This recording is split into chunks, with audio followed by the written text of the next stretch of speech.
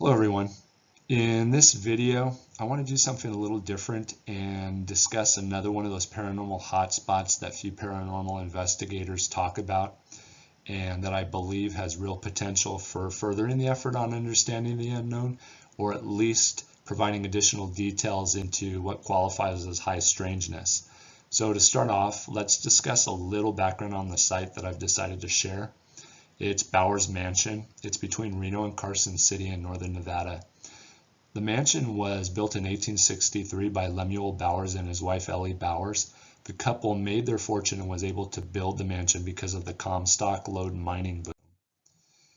You can gain entrance and take a tour between May the 16th and October 31st. Halloween almost always is sold out, obviously for good reason. Now, sadly, tragedy always appeared to follow Mrs. Bowers.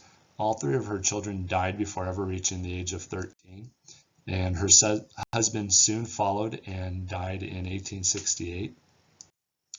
To make ends meet after the mine she owned quit producing, Ellie opened her home as a resort. She also became known as the famous Washoe City, a fortune teller hosting seances and using her vision stone. Mrs. Bowers eventually fell on hard financial times and in 1876 lost the mansion in foreclosure. Okay, enough on the history. You obviously can look that up yourself on Wikipedia. Now, some of you may have heard about the apparitions that are supposedly seen inside the home, even while Mrs. Bowers continued to live there. Other paranormal investigators know about the green glowing figure that walks the grounds at night and the high level of light orbs seen floating all around the outside of the mansion. But it's not the inside of the mansion that I want to discuss with you today. I have yet to find any evidence that strange activity occurs inside. It's not the green glowing figure walking outside the mansion at night. I've collected no data showing this is true. And I have seen no orbs floating around the outside of the home like I was told that I would see. It's what's up the mountain through this path that is most interesting from a paranormal perspective, one that usually provides me with collectible data during an investigation. It's a moderate level hike to the site I'm about to show you. You may need to take a moment to catch your breath, but don't stop. It's worth getting up to the top. The views are incredible. You can see the natural healing waters that many staying at the mansion took a dip into. One person is known to have drowned at the pool.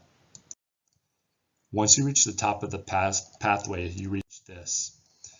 This is a spot that paranormal investigators should examine and collect data at.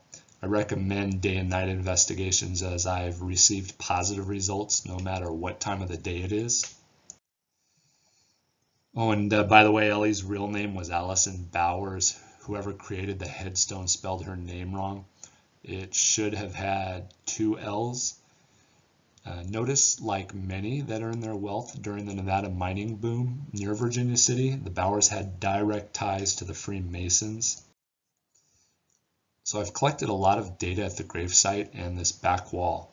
This included electronic voice phenomenon recordings, which I am not a firm believer in, and I still question what it is this accomplishes in furthering our understanding of cracking the code on paranormal events.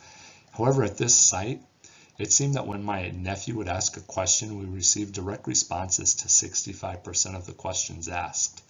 The answers were captured on a digital recorder.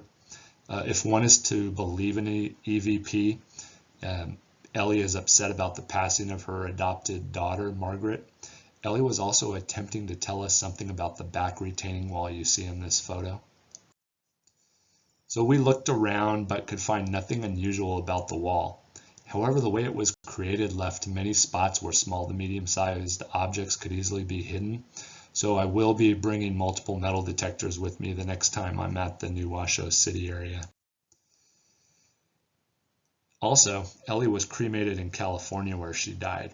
Her ashes were later returned to Nevada.